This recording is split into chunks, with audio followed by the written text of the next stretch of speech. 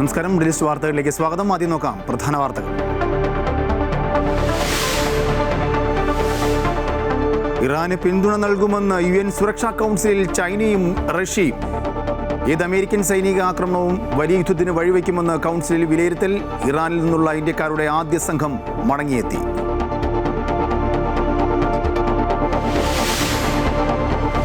Saudi എയർലൈൻസും air ഇന്ത്യയും കൈകോർക്കുന്നു. Service ശൃംഖല വികസിപ്പിക്കുന്ന കോഡ് ഷെയർ കരാറിൽ ഒപ്പുവെച്ചു. ലക്ഷ്യം വാണിജ്യ വിനോദസഞ്ചാര മേഖലകളിലെ സഹകരണം. അടുത്ത മാസം മുതൽ കരാർ പ്രാബല്യത്തിൽ.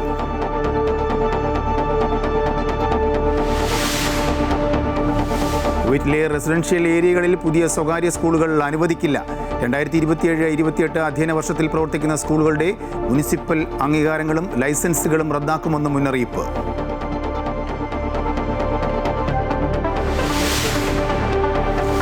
മന്ത്രി കണ്ഠരര് രാജീവർക്ക് വാജിവാഹനം കൈമാറിയത് പാരമ്പര്യ വിധി പ്രകാരമെന്നും നടപടികൾ ഹൈക്കോടതിയുടെ അറിവോടെയെന്നും റിപ്പോർട്ട്.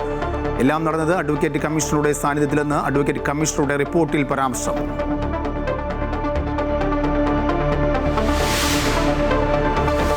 സംസ്ഥാന സ്കൂൾ കലോത്സവത്തിൽ കണ്ണൂരിന്റെ മുന്നേറ്റം തുടരുന്നു. കോഴിക്കോടും പാലക്കാടും തൊട്ടുപിന്നിൽ. വീഡിയോ കോൺഫറൻസിലൂടെ പോസ്റ്റർ മത്സരത്തിൽ പങ്കെടുത്ത് ഗുരുതര രോഗം ബാധിച്ച വിദ്യാർത്ഥിനി. കാസർഗോഡ് സ്വദേശിനി സിയ ഫാത്തിമയ്ക്ക് A ഗ്രേഡ്. ഇന്ത്യ ന്യൂസിലാൻഡ് മൂന്നാം ഏകദിനം നാളെ ഇൻഡോറിൽ. ജയിക്കുന്നവർക്ക് പരമ്പര. 3 മത്സരങ്ങളുള്ള പരമ്പരയിൽ ഇരു ടീമുകളും 1-1 എന്ന നിലയിൽ.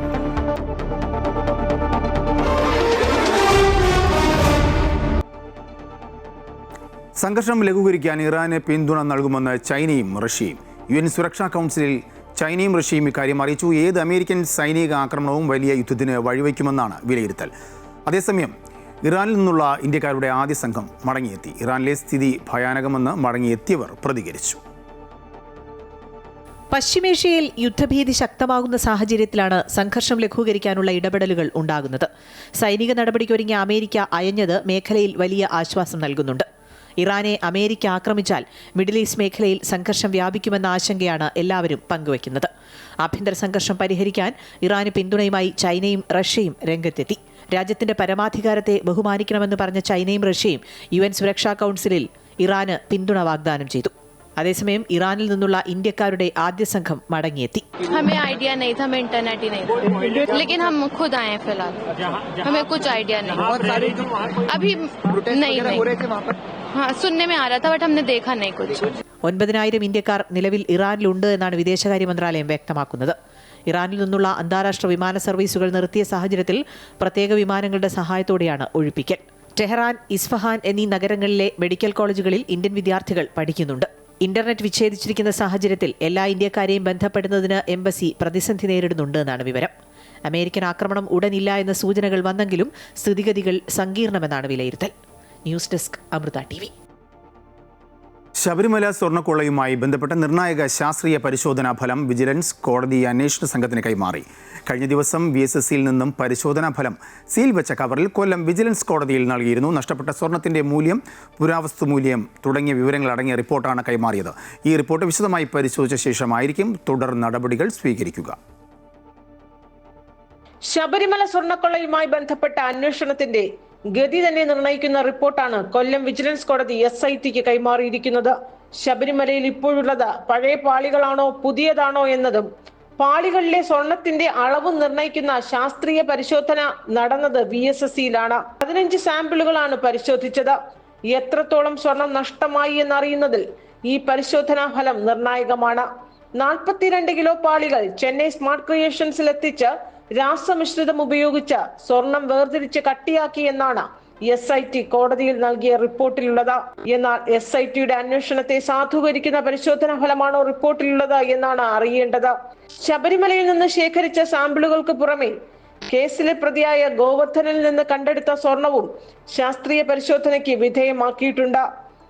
ഈ പരിശോധനാ ഫലത്തിന്റെ കൂടി അടിസ്ഥാനത്തിലാകും SIT തിങ്കളാഴ്ച വിശദമായ അന്വേഷണ പുരോഗതി റിപ്പോർട്ട് ഹൈക്കോടതിയിൽ സമർപ്പിക്കുന്നത്. ഇതിന്റെ അടിസ്ഥാനത്തിലാകും അന്വേഷണം CBIക്ക് കൈമാറുന്നതടക്കം ഹൈക്കോടതി തീരുമാനമെടുക്കുക.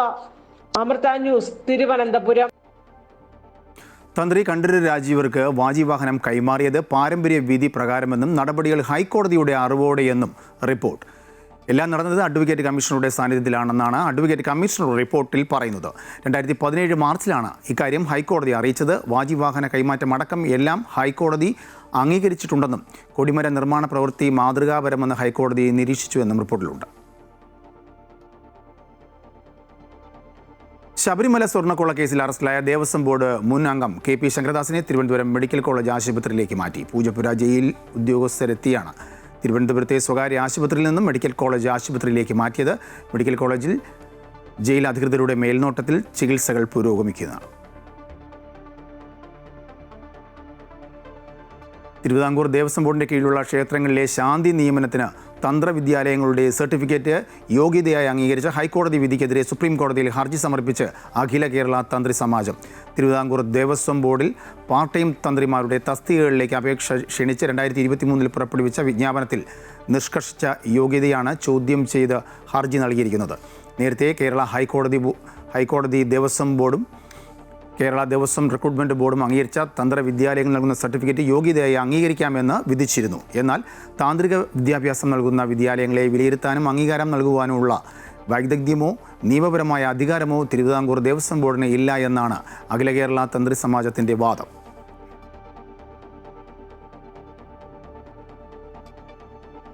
ഗൃഹസന്ദർശനം നടത്തുന്ന നേതാക്കൾക്കും പ്രവർത്തകർക്കും പെരുമാറ്റച്ചട്ടവുമായി CPM. തെറ്റിതിരുത്തുമ്പോൾ പാർട്ടിയെ കുഴപ്പത്തിലാക്കരുതെന്നും വീട്ടുകാരോട് തട്ടിക്കയറരുതെന്നും നിർദ്ദേശമുണ്ട്.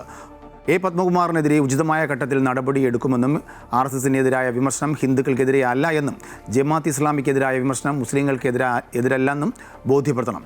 മുഖ്യമന്ത്രിയെ പുകഴ്ത്തി സംസാരിക്കണമെന്നും സർക്കുലറിൽ പറയുന്നു. തദ്ദേശ തെരഞ്ഞെടുപ്പിന്റെ തോൽവിയുടെ പശ്ചാത്തലത്തിലും നിയമസഭാ തെരഞ്ഞെടുപ്പ് മുന്നിൽ കണ്ടും ഗൃഹസന്ദർശനം നടത്തുന്ന നേതാക്കൾക്ക് പെരുമാറ്റച്ചട്ടം നൽകിയിരിക്കുകയാണ് CPM. വീടുകൾ കയറിയിറങ്ങുമ്പോൾ ജനങ്ങളോട് തർക്കിക്കാൻ നിൽക്കരുതെന്നും സംസാരിക്കുമ്പോൾ ഇടയ്ക്ക് കയറി പറയരുതെന്നും ക്ഷമാപൂർവ്വം മറുപടി നൽകണമെന്നും സർക്കുലർ ഇറക്കിയിരിക്കുകയാണ്. സംസ്ഥാന ഘടകം പാർട്ടി കീഴ്ഘടകങ്ങൾക്ക് നൽകിയ സർക്കുലറിലാണ് നിർദ്ദേശങ്ങൾ. വീടിനകത്ത് കയറി വേണം സംസാരിക്കാൻ. തെറ്റുതിരുത്താൻ ശ്രമിക്കുമ്പോൾ പാർട്ടിയെ കുഴപ്പത്തിലാക്കരുതെന്നും നിർദ്ദേശിക്കുന്നു. സ്വർണ്ണക്കൊള്ളയിൽ ചോദ്യങ്ങൾ ഉയർന്നാൽ പത്മകുമാറിനെതിരെ എന്തുകൊണ്ട് നടപടി ഉണ്ടായില്ല എന്ന ചോദ്യത്തിന് തെറ്റു മനസ്സിലാക്കുന്ന ഘട്ടത്തിൽ ഉചിതമായ നടപടി സ്വീകരിക്കുമെന്ന് ബോധ്യപ്പെടുത്തണം. RSSനെതിരായ വിമർശനങ്ങൾ ഹിന്ദുക്കൾക്കെതിരല്ലെന്നും ജമാഅത്തെ ഇസ്ലാമിക്കെതിരായ വിമർശനം മുസ്ലിങ്ങൾക്കെതിരല്ലെന്നും ജനങ്ങളെ പറഞ്ഞു മനസ്സിലാക്കണം. മുഖ്യമന്ത്രിയെ പുകഴ്ത്തി സംസാരിക്കണമെന്നും സർക്കുലറിൽ നിർദ്ദേശിക്കുന്നുണ്ട്. Party general secretary MA Baby, സംസ്ഥാന സെക്രട്ടറി MV ഗോവിന്ദൻ, മന്ത്രിമാർ തുടങ്ങി ബ്രാഞ്ച് സെക്രട്ടറി വരെ ജനങ്ങളുടെ മനസ്സറിയാൻ വീടുകളിലേക്ക് എത്തുന്നുണ്ട്. ഗൃഹസമ്പർക്ക പരിപാടികളിൽ നിർദ്ദേശിക്കുന്ന കാര്യങ്ങൾ പാർട്ടി നേതാക്കൾ സംസ്ഥാന നേതൃത്വത്തെ അറിയിക്കും. അമൃത ന്യൂസ്, തിരുവനന്തപുരം. UDFന്റെ അടിത്തറ ശക്തമാക്കുമെന്ന് പ്രതിപക്ഷ നേതാവ് VD സതീശൻ. UDFിലേക്ക് കൂടുതൽ പാർട്ടികൾ വരുമെന്നും ജോസ് കെ മാണിയുമായി ചർച്ച നടത്തിയിട്ടില്ല എന്നും VD സതീശൻ വ്യക്തമാക്കുന്നു. സ്വർണ്ണക്കൊള്ളക്കേസിൽ മുഖ്യമന്ത്രിയുടെ ഓഫീസ് ഇടപെടുന്നുണ്ടെന്നും പ്രതിപക്ഷ നേതാവ് ആരോപിച്ചു. അസംബ്ലി തെരഞ്ഞെടുപ്പിന് മുമ്പ് UDFന്റെ അടിത്തറ ഇപ്പോൾ ഉള്ളതിനേക്കാൾ വലുതാവും, ഒരു സംശയം വേണ്ട. അത് അതാത് സമയത്ത് ഉണ്ടാകുന്ന മാറ്റങ്ങൾ ഈ വരുന്ന ദിവസങ്ങളിൽ നിങ്ങളെ അറിയിക്കാം. നിങ്ങളുടെ ആ വിപുലീകരണത്തിൽ കേരള കോൺഗ്രസ് അതൊന്നും ആ വിഷയമൊന്നും അത് ആ ഡീറ്റെയിൽസിലേക്ക് ഒന്നും പറയാൻ ഞങ്ങൾ പറഞ്ഞിട്ടില്ലല്ലോ. പിന്നെ ആ ചോദ്യത്തിനൊരു പ്രസക്തിയില്ല. SITയുടെ കാര്യത്തിൽ അവിശ്വാസമൊന്നും പറഞ്ഞിട്ടില്ല. SITയെ മീതെ സമ്മർദ്ദം ചെലുത്താൻ മുഖ്യമന്ത്രിയുടെ ഓഫീസിൽ ശ്രമിക്കുന്നെന്ന് പറഞ്ഞിട്ടുള്ളൂ അല്ലേ. കേരള കോൺഗ്രസ് എമ്മിന്റെ UDF പ്രവേശനത്തിൽ ചർച്ചകൾ നടക്കുന്നില്ല എന്ന് PK കുഞ്ഞാലിക്കുട്ടി. അവർ എന്ത് നിലപാടെടുത്താലും മുസ്ലിം ലീഗിനെ ബാധിക്കില്ല, ആശയപരമായി യോജിക്കുന്നവരുമായി സഹകരിക്കാമെന്നാണ് UDFന്റെ നിലപാടെന്നും കുഞ്ഞാലിക്കുട്ടി പറഞ്ഞു. ഞങ്ങൾ തികഞ്ഞ കോൺഫിഡൻസിലാണ്. ഞങ്ങളുടെ കോൺഫിഡൻസിൻ്റെ അർത്ഥം എന്ന് പറയുന്നത് തുടർച്ചയായ വിജയങ്ങളാണ്.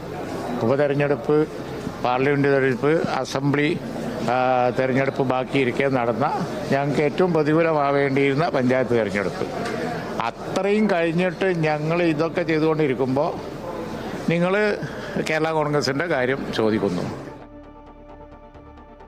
നിയമസഭാ തെരഞ്ഞെടുപ്പ് സ്ഥാനാർത്ഥി നിർണയത്തിൽ മുസ്ലിം ലീഗിന് മുന്നിൽ സീറ്റ് ആവശ്യവുമായി യൂത്ത് ലീഗ് നേതൃത്വത്തിൽ നിന്ന് 6 പേരെയെങ്കിലും പരിഗണിക്കണമെന്ന ആവശ്യവുമായിട്ടാണ് യൂത്ത് ലീഗ് മുന്നോട്ട് വരുന്നത്.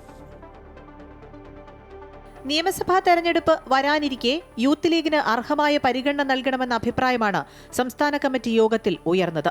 സീറ്റ് നൽകുമ്പോൾ 3 ടേം വ്യവസ്ഥയും പ്രവർത്തന മികവും മാനദണ്ഡമാക്കണമെന്നും നേതൃമുഖങ്ങൾക്കല്ലാതെ ടേം വ്യവസ്ഥയിൽ ഇളവ് അനുവദിക്കരുതെന്നും യൂത്ത് ലീഗ് മുസ്ലിം ലീഗ് നേതൃത്വത്തിന് മുന്നിൽ വെച്ച നിർദ്ദേശത്തിൽ പറയുന്നു. മികച്ച പ്രവർത്തനം നടത്താത്തവർക്ക് സീറ്റ് നൽകരുത്. PK ഫിറോസിന് സുരക്ഷിത സീറ്റ് നൽകണമെന്നും ആവശ്യമുണ്ട്. യൂത്ത് ലീഗ് സംസ്ഥാന കമ്മിറ്റി യോഗത്തിലാണ് ഇത്തരം നിർദ്ദേശങ്ങൾ മുന്നോട്ട് വയ്ക്കാൻ തീരുമാനമായത്. സീറ്റ് ആവശ്യം ലീഗ് നേതൃത്വത്തെ അറിയിക്കാൻ മുനവർ അലി തങ്ങളെ ചുമതലപ്പെടുത്തിയിരിക്കുകയാണ്. ഇതുകൂടാതെ യൂത്ത് ലീഗ് നേതാക്കൾ നേരിട്ട് കുഞ്ഞാലിക്കുട്ടി, സാദിഖ് അലി തങ്ങൾ എന്നിവരെ കണ്ട് ഈ നിർദ്ദേശങ്ങൾ അറിയിക്കും. അമൃത ന്യൂസ്, കോഴിക്കോട്. രാഹുൽ മാങ്കൂട്ടത്തിൽ MLAക്ക് ജാമ്യം നൽകിയാൽ തെളിവുകൾ നശിപ്പിക്കാൻ സാധ്യതയുണ്ടെന്ന് കോടതിയുടെ നിരീക്ഷണം. 3ാം ബലാത്സംഗ കേസിൽ രാഹുലിന്റെ ജാമ്യ ഹർജി തള്ളി തിരുവല്ല ജുഡീഷ്യൽ മജിസ്ട്രേറ്റ് കോടതി. ഇതോടെ മാവേലിക്കര സ്പെഷ്യൽ ജയിലിൽ രാഹുൽ റിമാൻഡിൽ തുടരും. മജിസ്ട്രേറ്റ് കോടതി ജാമ്യ ഹർജി തള്ളിയതോടെ പ്രതിഭാഗം ജാമ്യത്തിനായി തിങ്കളാഴ്ച പത്തനംതിട്ട സെഷൻസ് കോടതിയെ സമീപിക്കും. കഴിഞ്ഞ ദിവസം വിശദമായി വാദം കേട്ട ശേഷമാണ് തിരുവല്ല ജുഡീഷ്യൽ മജിസ്ട്രേറ്റ് കോടതി രാഹുൽ മാങ്കൂട്ടത്തിൽ MLAയുടെ ജാമ്യഹർജിയിൽ ഇന്ന് തീർപ്പ് കൽപ്പിച്ചത്. മുമ്പും സമാനമായ കുറ്റകൃത്യത്തിൽ പ്രതി ഏർപ്പെട്ടിട്ടുണ്ട് എന്നും ജാമ്യം ലഭിച്ചാൽ ഇരയെ സ്വാധീനിക്കാനും ഭീഷണിപ്പെടുത്താനും സാധ്യതയുണ്ട് എന്നും ജാമ്യം നിഷേധിച്ചുകൊണ്ട് കോടതി ചൂണ്ടിക്കാട്ടി. ലൈംഗിക ബന്ധം ഉഭയസമ്മർദ്ദപ്രകാരമല്ലെന്നും ബലാത്സംഗ കുറ്റം നിലനിൽക്കുമെന്നും കോടതി വ്യക്തമാക്കി. ഒപ്പം പരാതിക്കാരിക്കെതിരെ നടക്കുന്ന സൈബർ ആക്രമണം ഗൗരവതരമാണെന്നും കോടതി പറഞ്ഞു. പരാതിക്കാരിയുടെ മൊഴിയിൽ ഒപ്പില്ലെന്ന പ്രതിഭാഗത്തിന്റെ വാദമടക്കം കോടതി തള്ളിക്കളഞ്ഞു. ഡിജിറ്റൽ ഒപ്പ് മതിയെന്നും നടപടിക്രമങ്ങളിൽ വീഴ്ചയില്ലെന്നും കോടതി വ്യക്തമാക്കി. ബാഹ്യസമ്മർദ്ദമുണ്ടായെന്ന പ്രതിയുടെ വാദം നിലനിൽക്കില്ല. അറസ്റ്റ് നിയമപരമാണെന്നും അന്വേഷണ നടപടിക്രമങ്ങളിൽ വീഴ്ച സംഭവിച്ചിട്ടില്ലെന്നും കോടതി നിരീക്ഷിച്ചു. മജിസ്ട്രേറ്റ് കോടതി ജാമ്യഹർജി തള്ളിയതോടെ പ്രതിഭാഗം ജാമ്യത്തിനായി തിങ്കളാഴ്ച സെഷൻസ് കോടതിയെ സമീപിക്കും. അമൃത ന്യൂസ്, പത്തനംതിട്ട. KCBയിൽ വിജിലൻസ് നടത്തിയ മിന്നൽ പരിശോധനയിൽ വ്യാപക ക്രമക്കേടും ലക്ഷങ്ങളുടെ അഴിമതിയും കണ്ടെത്തി. ഓപ്പറേഷൻ ഷോർട്ട് സർക്യൂട്ട് എന്ന പേരിൽ നടത്തിയ റെയ്ഡിലാണ് ക്രമക്കേടുകൾ കണ്ടെത്തിയത്. വിവിധ ഉദ്യോഗസ്ഥർ കമ്മീഷൻ ഇനത്തിൽ പലരിൽ നിന്നായി അക്കൗണ്ടിലൂടെ മാത്രം വാങ്ങിയത് 16,50,000 രൂപയാണ്. കരാറുകാരിൽ നിന്നും കമ്മീഷൻ ഇനത്തിൽ ഉദ്യോഗസ്ഥർ കൈക്കൂലി വാങ്ങി പരിശോധന നടത്താതെ ബിൽ മാറിക്കൊടുക്കുന്നുവെന്ന വിവരത്തിന്റെ അടിസ്ഥാനത്തിലാണ് വിജിലൻസ് റെയ്ഡ് നടത്തിയത്. കഴിഞ്ഞ 5 വർഷം നടത്തിയ കരാർ പ്രവർത്തികൾ വിജിലൻസ് പരിശോധനയ്ക്ക് വിധേയമാക്കി. വിവിധ സെക്ഷൻ ഓഫീസുകളിലെ 41 ഉദ്യോഗസ്ഥർ പല കരാറുകാരിൽ നിന്നും അക്കൗണ്ടുകളിലൂടെ മാത്രം 16,50,000 രൂപ കൈക്കൂലിയായി കൈപ്പറ്റിയിട്ടുണ്ടെന്ന് വിജിലൻസ് കണ്ടെത്തി. തിരുവനന്തപുരം വർക്കലയിൽ സബ് എഞ്ചിനീയർ 55,200 രൂപയും മറ്റൊരാൾ 38,000 രൂപയും ഗൂഗിൾ പേ വഴി കരാറുകാരനിൽ നിന്ന് കൈപ്പറ്റി. കോട്ടയത്ത് സബ് എഞ്ചിനീയർ 1,83,000 രൂപയും ഓവർസിയർ 18,550 രൂപയുമാണ് വാങ്ങിയത്. കട്ടപ്പന സെഷൻ ഓഫീസിൽ അസിസ്റ്റന്റ് എഞ്ചിനീയർ 2,35,700 രൂപ വാങ്ങിയിട്ടുണ്ട്. ഇതേ ഓഫീസിലെ 4 ഉദ്യോഗസ്ഥർ 1,86,000 രൂപ കരാറുകാർക്ക് അയച്ചു കൊടുത്തതായും കണ്ടെത്തിയിട്ടുണ്ട്. ബിനാമി കരാറുകാരെ വെച്ച് ഉദ്യോഗസ്ഥർ തന്നെ വർക്ക് ഏറ്റെടുത്തു ചെയ്യുന്നതാണോ എന്നാണ് വിജിലൻസ് സംശയിക്കുന്നത്. ഭൂരിഭാഗം ഓഫീസുകളിലും കരാറുകൾ നൽകുന്നത് നടപടിക്രമങ്ങൾ പാലിക്കാതെയാണ്. കരാർ പ്രവർത്തികൾ ടെൻഡർ നടപടിക്രമങ്ങളിൽ നിന്നും ഒഴിവാക്കുന്നതിനായി വലിയ തുകയുടെ പ്രവർത്തികളെ ചെറുകിട കൊട്ടേഷനുകളായി വിഭജിച്ച് നൽകുന്ന രീതിയും വിജിലൻസ് കണ്ടെത്തിയിട്ടുണ്ട്.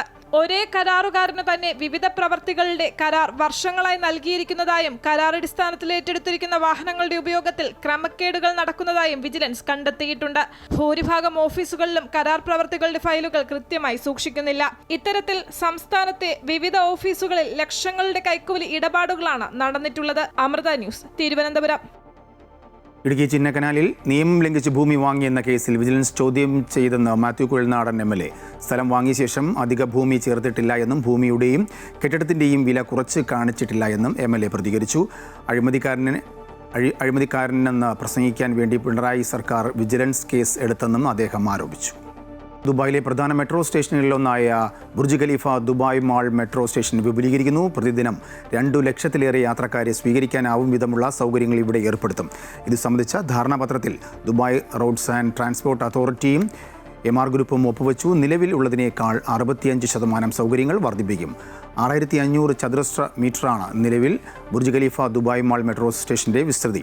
ഇത് 8,500 ചതുരശ്ര മീറ്ററാകും. കൂടുതൽ ടിക്കറ്റ് കൗണ്ടറുകളും യാത്രക്കാർക്കുള്ള പുതിയ നടപ്പാലവും വിപുലീകരണത്തിൻ്റെ ഭാഗമായി സജ്ജമാക്കും. മണിക്കൂറിൽ 12,000-ലേറെ യാത്രക്കാരെ ഉൾക്കൊള്ളാനാകും വിധമാണ് നിർമ്മാണം പൂർത്തിയാക്കുക. ദുബായ് അന്താരാഷ്ട്ര വിമാനത്താവളം ടെർമിനൽ 1 പാലത്തിൻ്റെ വിപുലീകരണം പൂർത്തിയായി. ദുബായ് റോഡ്സ് ആൻഡ് ട്രാൻസ്പോർട്ട് അതോറിറ്റിയും ദുബായ് ഏവിയേഷൻ എഞ്ചിനീയറിംഗ് പ്രോജക്ട്സും സഹകരിച്ചാണ് നിർമ്മാണം പൂർത്തിയാക്കിയത്. നിലവിലുള്ള 3 ലൈൻ പാലത്തിൽ വാഹനയാത്രയ്ക്കായി ഒരു ലൈൻ കൂടി കൂട്ടിച്ചേർത്തു. ഇതോടെ 5600 വാഹനങ്ങൾക്ക് 1 മണിക്കൂറിൽ കടന്നു പോകാൻ സാധിക്കും. നിലവിൽ മണിക്കൂറിൽ 4200 വാഹനങ്ങളായിരുന്നു പരമാവധി ശേഷി. തിരക്കുള്ള സമയങ്ങളിൽ ദുബായ് വിമാനത്താവളത്തിലെ ടെർമിനൽ 1ലേക്കുള്ള യാത്ര ഇതോടെ സുഗമമാകും. എയർ ഇന്ത്യ ഉൾപ്പെടെയുള്ള പ്രധാന വിമാന സർവീസുകൾ ടെർമിനൽ 1 വഴിയാണ് പോകുന്നത്. സൗദിയുടെ ദേശീയ കമ്പനിയായ സൗദി എയർലൈൻസും എയർ ഇന്ത്യയും ഒപ്പുവെച്ചു. കോഡ് ഷെയർ കരാറാണ് ഇരു രാജ്യങ്ങളും ഒപ്പുവെച്ചത്. എയർ കണക്ടിവിറ്റി വർദ്ധിപ്പിക്കുക, ടൂറിസം, ബിസിനസ്, ഇരു വിമാന കമ്പനികളുടെ സർവീസ് ശൃംഖല വികസിപ്പിക്കുന്ന സംവിധാനം എന്നിവയാണ് കരാറിലൂടെ ലക്ഷ്യം വയ്ക്കുന്നത്. അടുത്ത മാസം മുതൽ കരാർ പ്രാബല്യത്തിൽ വരും. ബുക്കിംഗ്, ടിക്കറ്റിംഗ്, ഒറ്റ ടിക്കറ്റിൽ വിൽപ്പന സർവീസുകൾക്കിടയിൽ സുഗമവും വേഗത്തിലുള്ളതുമായ മാറ്റം, അന്തിമ ലക്ഷ്യസ്ഥാനത്തേക്ക് ബാഗേജ് അയക്കൽ എന്നിവ ഉൾപ്പെടെ നിരവധി നേട്ടങ്ങൾ സൗദി അറേബ്യൻ എയർലൈൻസ് യാത്രക്കാർക്കും എയർ ഇന്ത്യ ഉപഭോക്താക്കൾക്കും ഈ കരാർ വഴി ലഭിക്കും. സൗദി യാത്രക്കാർക്ക് മുംബൈ, ഡൽഹി വഴി ഇന്ത്യയിലെ നിരവധി സ്ഥലങ്ങളിലേക്ക് യാത്ര ചെയ്യാനും സാധിക്കും. കുവൈറ്റിലെ റെസിഡൻഷ്യൽ ഏരിയകളിൽ പുതിയ സ്വകാര്യ സ്കൂളുകൾ അനുവദിക്കില്ല എന്ന് മുനിസിപ്പൽ കാര്യ സഹമന്ത്രി അബ്ദുൽ ലത്തീഫ് അൽ മഷാരി.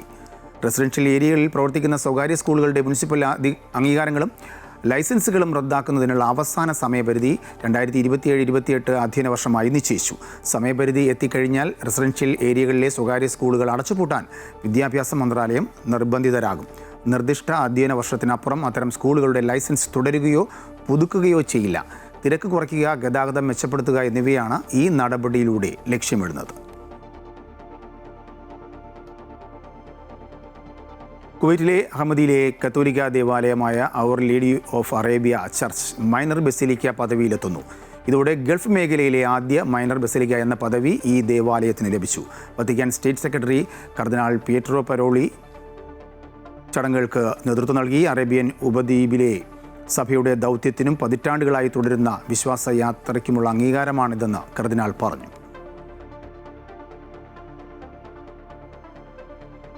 ശൈത്യകാലത്തും വെള്ളം കുടിക്കണമെന്ന നിർദ്ദേശവുമായി സൗദി ആരോഗ്യ മന്ത്രാലയം രംഗത്ത്. തണുത്ത കാലാവസ്ഥയിലെ നിർജ്ജലീകരണം കൂടുതൽ അപകടകരമാണെന്ന് മന്ത്രാലയം വ്യക്തമാക്കി.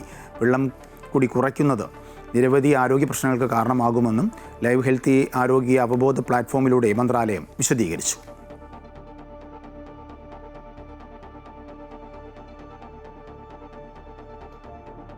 സൗദിയിലെ ജിസാൻ പ്രവിശ്യയിൽപ്പെട്ട അൽത്തുവാലിൽ ഭാര്യയെ ഡ്രൈവിംഗ് പഠിപ്പിക്കുന്നതിനിടയിൽ സൗദി യുവാവ് കാറിടിച്ച് മരിച്ചു. അൽനാജാമിയ ഗ്രാമത്തിൽ കഴിഞ്ഞ ദിവസമാണ് സംഭവം. ഡ്രൈവിംഗ് പഠിക്കുകയായിരുന്ന യുവതി ഓടിച്ച കാർ നിയന്ത്രണം വിട്ട് ഭർത്താവിനെ ഇടിച്ചു തെറിപ്പിക്കുകയായിരുന്നു. ഗുരുതരമായി പരിക്കേറ്റ യുവാവ് സംഭവ സ്ഥലത്ത് വെച്ച് തന്നെ മരണപ്പെട്ടു. കലയരങ്ങ് co-powered by Vismaya amusement park Parassinikkadavu Kannur in association with Swarnamukhi golden diamonds, സൂര്യപ്രഭയുടെ സ്വർണമുഖം, Kairali agriculture multi state cooperative society limited, ഫ്രീകോ pain spray, herbal pain reliever, a product of Vaidyaratnam, Oushadhi, a government of Kerala undertaking.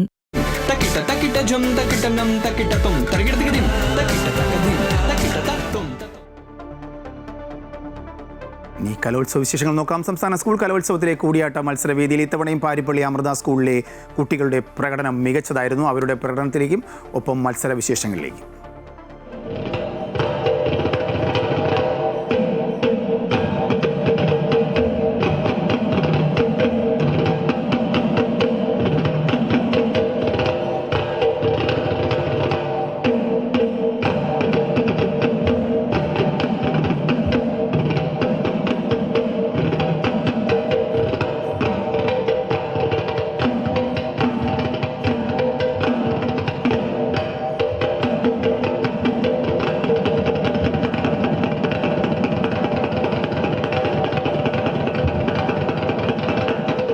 കൂടിയാട്ട മത്സരത്തിൽ പാരിപ്പള്ളി അമൃത സ്കൂളിലെ കുട്ടികൾ ഇപ്പോൾ മത്സരത്തിൽ പങ്കെടുത്തു കഴിഞ്ഞു. അവർ ആ ഒരു ക്ഷീണം ഒക്കെ ഉണ്ട് അവരുടെ മുഖങ്ങളിൽ, എങ്കിൽ പോലും അവർ ആ മത്സര വിശേഷങ്ങൾ പങ്കുവെക്കാൻ നമ്മളോടൊപ്പം ഉണ്ട്.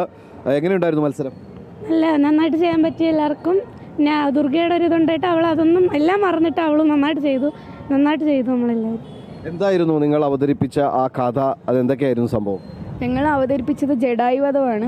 അതായത് രാവണൻ വേഷം മാറി വന്ന് സീതയെ തട്ടിക്കൊണ്ടു പോകുന്നതും തുടർന്ന് സീത രാവണനാണെന്ന് അറിയുന്നതും അതിനെ തുടർന്ന് ജഡായി വരുന്നതും ജഡായി വധവുമായിട്ട് ആ ഒരു കഥയാണ് ഞങ്ങൾ ഇവിടെ അവതരിപ്പിച്ചത്. നിങ്ങൾ എങ്ങനെയാണ് ഇത് എത്ര നാളായി പ്രാക്ടീസ് ചെയ്യുന്നു? മുൻപ് മത്സരങ്ങളിലൊക്കെ പങ്കെടുത്തിട്ടുണ്ടോ?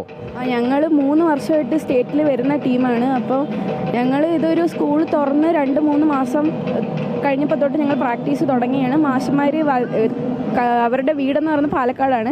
അവിടുന്ന് അവർ വന്ന് അവിടെ നിന്ന് അമ്മയുടെ ഹോസ്റ്റലിൽ നിന്ന് ഞങ്ങളെ പഠിപ്പിക്കും. കലോത്സവ വേദികളിലെല്ലാം അമൃത സ്കൂളിൻ്റെ സജീവ സാന്നിധ്യമുണ്ട്. മറ്റൊരു റിപ്പോർട്ടിലേക്ക്, മുണ്ടക്കൈ ചൂരൽമല ദുരന്തവും പ്രദേശവാസികളുടെ പുനരധിവാസവും എല്ലാം മലയാളികളുടെ മനസ്സിന് ഇപ്പോഴും വല്ലാത്തൊരു വേദനയാണ്. എന്നാൽ ആ വേദനയ്ക്കിടെ സന്തോഷം പകരുന്ന ഒരു കാഴ്ചയാണ് കലോത്സവത്തിൻ്റെ വഞ്ചിപ്പാട്ട് വേദിയിൽ നിന്നും കാണാൻ സാധിച്ചത്. ദുരന്തബാധിതരായ വെള്ളാർമല ഹൈസ്കൂളിലെ വിദ്യാർത്ഥികൾ കാണികളുടെ മനസ്സ് നിറച്ച് മികച്ച പ്രകടനം കാഴ്ചവെച്ചാണ് മടങ്ങിയത്. ഒറ്റ രാത്രി കൊണ്ട് എല്ലാം നഷ്ടപ്പെട്ടവരാണിവർ. അതിജീവനത്തിന്റെ പാതയിലുള്ള ഇവർക്ക് ഇന്ന് എന്തിനേയും നേരിടാനുള്ള കരുത്തുണ്ട്. വെള്ളരിമലയുടെ താഴ്വാരത്തൊരു വിദ്യാലയമുണ്ടേ, പുന്നപ്പുഴയുടെ ഓരം ചേർന്നൊരു പള്ളിക്കുടമുണ്ടേ. ദുരന്തം വിതച്ച ഓർക്കപ്പെടാൻ ആഗ്രഹിക്കാത്ത ആ രാത്രി മറക്കാനുള്ള ശ്രമത്തിലാണിവർ. അതിനായി ഈ കൊച്ചുകൂട്ടുകാർ കലയെ കൂടെ കൂട്ടുകയാണ്. എല്ലാം തകർക്കണം കേട്ടോ. ഓടമഞ്ഞിൽ അണിഞ്ഞൊരുങ്ങി നിറഞ്ഞു നിൽക്കുന്നേ,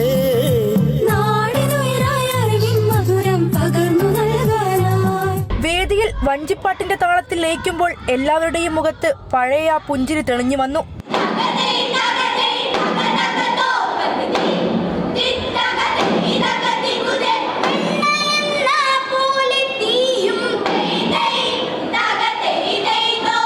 കുട്ടികൾക്ക് പൂർണ്ണ പിന്തുണയുമായി അവരുടെ പ്രിയപ്പെട്ട ഉണ്ണിമാഷും മറ്റ് അധ്യാപകരും കൂടെയുണ്ട്. ഇവരെ നമ്മൾ ഒന്ന് മാനസികമായിട്ട് ഒരു കരുത്ത് കൊടുക്കുക എന്നുള്ളതാണ്, മെൻ്റൽ ചേഞ്ച് വരുത്തുക. ഇവരെല്ലാം ഒരു തരത്തിൽ മറ്റൊരു തരത്തിൽ പ്രളയബാധിതരാണ്. അപ്പോൾ ഇവരെ മാത്രമായിട്ട് നമ്മൾ സെലക്ട് ചെയ്തെടുത്തിട്ട് അവരിലൂടെ ഒരു മനക്കരുത്ത് നൽകുക, പുതിയൊരു ജീവിതം നൽകുക. പിന്നെ ഇതെല്ലാം കാണാനും കേൾക്കാനും അനുഭവിക്കാനും ഈ ഏഷ്യയിലെ ഏറ്റവും വലിയ ഈ മേളയിൽ ഭൂമിയുടെ ഒരു അറ്റത്തുള്ള ചൂരൽമലക്കാർക്കും പങ്കെടുക്കാനൊരു അവസരം കിട്ടിയില്ലേ, അത് തന്നെ വലിയ കാര്യം.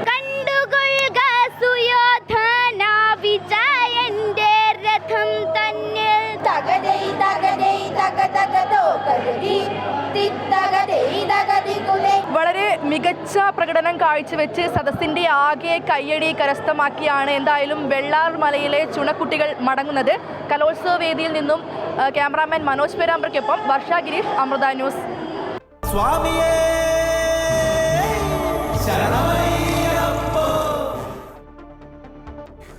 ശബരിമലയിലെ മകരവിളക്ക് മഹോത്സവ ചടങ്ങുകളിൽ പ്രധാനമാണ് നായാട്ടുവിളി.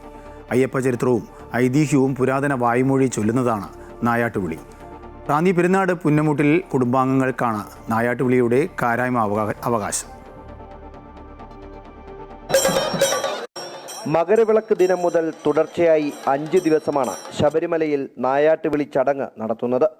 പദ്യരൂപത്തിൽ ചിട്ടപ്പെടുത്തിയ അയ്യപ്പചരിതവും ഐതിഹ്യവും ദ്രാവിഡ മലയാള ഭാഷാ ശീലുകളായാണ് ചൊല്ലുന്നത്. ആദ്യ 4 ദിനം 18-ാം പടിക്ക് താഴെ നിലപാട് തറയിൽ തെക്കോട്ട് തിരിഞ്ഞു നിന്നാണ് നായാട്ടുവിളി നടത്തുന്നത്.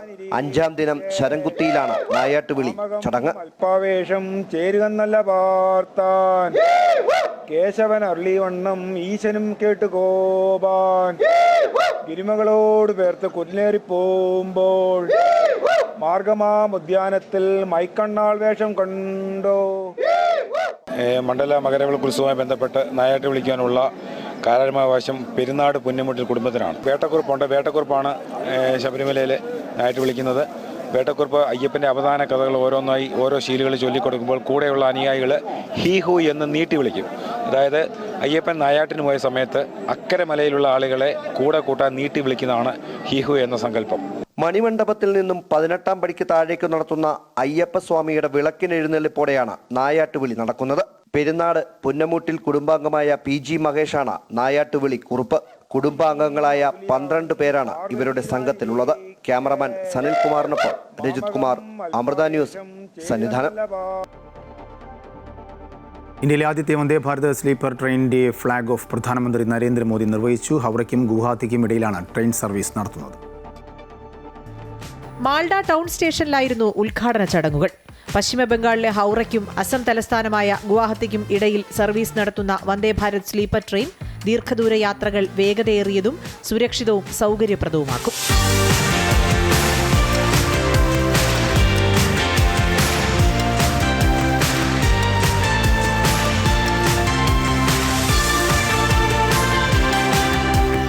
പൂർണ്ണമായും എയർ കണ്ടീഷൻ ചെയ്ത സ്ലീപ്പർ ട്രെയിൻ കുറഞ്ഞ തുകയിൽ വിമാനയാത്രാ സൗകര്യങ്ങളാണ് ലഭ്യമാക്കുന്നത്. ഓട്ടോമാറ്റിക് വാതിലുകൾ, ശബ്ദമലിനീകരണം കുറഞ്ഞ കോച്ചുകൾ, മികച്ച സസ്പെൻഷൻ, അത്യാധുനിക ബർത്തുകൾ എന്നിവ യാത്ര സുഖകരമാക്കും. രാത്രിയാത്രയ്ക്കായി രൂപകൽപ്പന ചെയ്തിട്ടുള്ള ഈ ട്രെയിനിൽ 16 കോച്ചുകളാണ് ഉണ്ടാവുക. നിലവിൽ പശ്ചിമ ബംഗാളിലെയും അസമിലെയും 9 സ്റ്റേഷനുകളിലാണ് സ്റ്റോപ്പുകൾ അനുവദിച്ചിട്ടുള്ളത്. ചടങ്ങിൽ 3000 കോടിയിലധികം രൂപയുടെ റെയിൽ, റോഡ്, അടിസ്ഥാന സൗകര്യ വികസന പദ്ധതികളുടെ ഉദ്ഘാടനം പ്രധാനമന്ത്രി നിർവഹിച്ചു. News desk Amrita TV. ഇനി കായിക വാർത്തകൾ നോക്കാം. ഇന്ത്യ ന്യൂസിലാൻഡ് 3-ാം ഏകദിനം നാളെ ഇൻഡോറിൽ നടക്കും. ജയിക്കുന്നവർക്ക് പരമ്പര സ്വന്തമാകും. 3 മത്സരങ്ങളുള്ള പരമ്പരയിൽ ഇരു ടീമുകളും 1-1 എന്ന നിലയിലാണ്. ഇന്ത്യൻ ടീമിലും ന്യൂസിലാൻഡ് ടീമിലും മാറ്റങ്ങൾ ഉണ്ടായേക്കും. മത്സരത്തിൽ ഇന്ത്യക്കാണ് മുൻതൂക്കം. ഇതോടുകൂടി വാർത്താ ബുള്ളറ്റിൻ പൂർണ്ണമാകുന്നു. കൂടുതൽ വാർത്തയ്ക്കായി അമൃത ന്യൂസ് YouTube കാണുക.